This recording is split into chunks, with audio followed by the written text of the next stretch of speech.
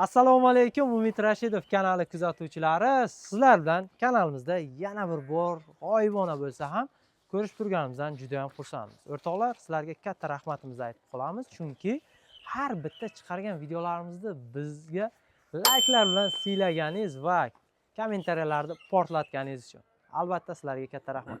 Umid Rashidov obunachilarining eng katta yutug'i kanalimizga obuna bo'lib qo'ygani. Sababi nimaiki kerak bo'lsa hammasi mana shu Umid Rashidov kanalida bor. Yo'g'ini yozib qo'ysalaringiz biz chiqarishga harakat qilamiz. Bugungi video roligimiz har oy mana shu qilingan fasad uylarni chiqarib boradigan gipki kamen mahsulotlardan bitgan xonadonimiz. Sherobod tumani Boybuloq mahallasida bitgan xonadonimizda sizlarga narxlari va to'liq ma'lumotlarini berish uchun To'lqin akamiz o'zlari rozi keladilar va bundan tashqari bitta zo'r yangilik bor Umidjon deyaptilar. Video davomida esa yangiliklarni bo'lishamiz. To'lqin akamiz o'zlari ustalarning ishini rep qilyapti. Assalomu alaykum aka. Umidjon, yaxshimisiz, zo'rmisiz? Tinchmisiz? Rahmat, o'zingiz zo'rmisiz? Charchamayapsizmi?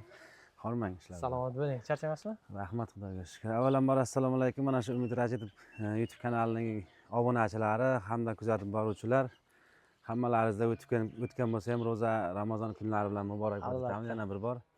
Mana bugun Sherobod tumanining Boybuloq mahallasiga keldik Umidjon bilan. Har doimgidek mana shu tashqi fasad, ya'ni gipki kamen aboylarimizni yana bir bor ko'rsatib o'tish uchun bu uyimiz ham endi sal boshqacharoq fasonda bo'ldi. Necha kvadrat bo'ldi, To'lqin aka? Bu uyimiz 220 kvadrat. Adashmasam, Sokillari bilan. xonadon egasi Rossiyada? Rossiyada.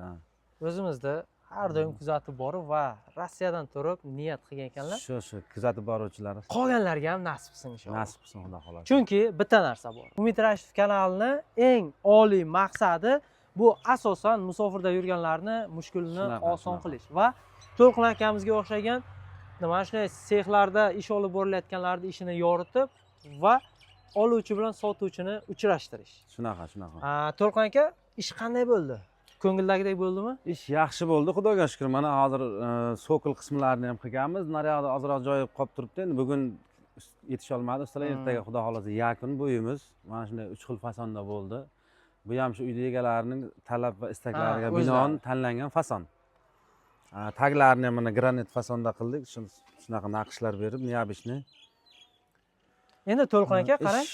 Yomon emas, zo'r, yaxshi. Zo'r. Gap yo'q, ishingiz zo'r. Bo'lib turibdi. Samigilarni musofirda mushkulini oson qilyapsiz. Ha, shu musofirda yurgan aka-ukalar, opa-singillarning xizmatidamiz doim. Eng qizig'i, o'rtoqlar, bitta narsaga e'tibor berasizlar. Hozir ko'rdim, bu yerda akamizni ayollarni faqat o'zlari ekanlar. Chunki usta ishlatishni o'zi bo'lmaydi, o'rtoqlar. Uni yaxshi bilasizlar. Lesa opke, metr opke, ip opke, mix opke, problema, kle tugadi. Unaqa muammolar yo'q.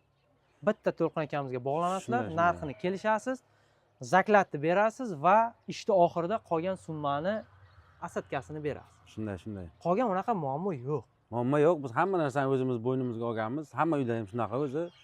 Endi shu musofirda bo'lgani uchun ko'proq klientlarimiz hamma sharoitni o'zimiz qilishga nima qilganmiz-da. Hech narsa olib kelmaydi, biz o'zimiz olib kelib uyni bitirib ketamiz. Qanchadan bo'ldi?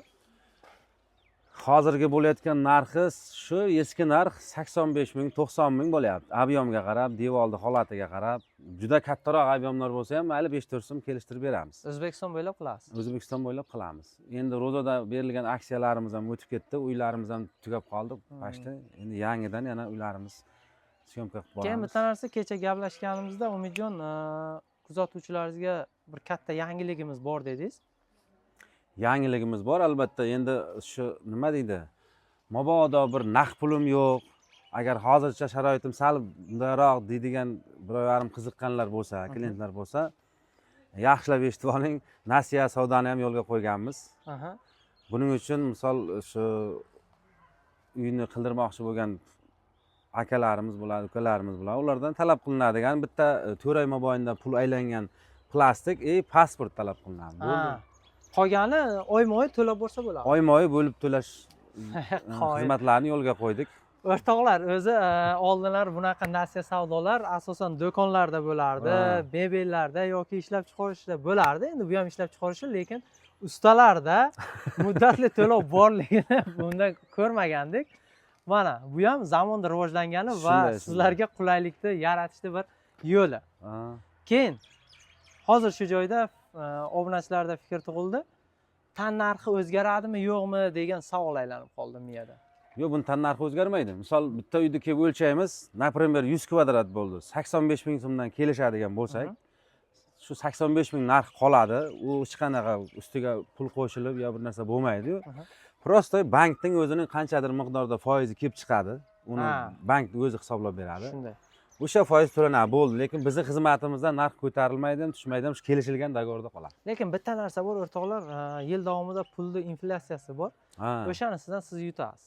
Shunaqa. To'y qilmoqchisiz yoki o'g'lingizni o'qishga kirgizish kerak, naqd pulni uyga urmasdan оборотga tiksangiz ham bo'ladi. Shunaqasi ham bo'ladi. O'sha оборотdan kelgan summani sekin-sekin bu fasadlarni pulini to'lab borsangiz bo'ladi. Muddatli to'lov bilan ishlarni bitkazganlar uni sirrazni o'zi bilib oldi.